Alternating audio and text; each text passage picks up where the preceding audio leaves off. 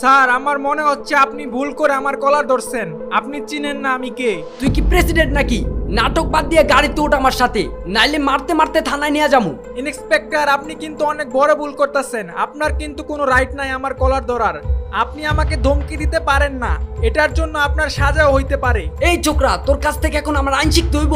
তোর মতো বাচ্চা পোলাপানরে কিভাবে হ্যান্ডেল করতে হয় এটা আমি ভালো করেই জানি। দেখছো প্রিমিসরে পুলিশ দইরা নিতে আসছে। ও মনে হয় গাড়ি চুরি করে নিয়ে আসছে, আর না হয় টাকা চুরি করে এই গাড়ি কিনছে। স্যার আপনার চাকরিও কিন্তু নাও থাকতে পারে। আমি শেষবারের মতো বলতাছি আমার কলারটা ছাড়েন, নাইলে কিন্তু। নাইলে কি করবি তুই আমার?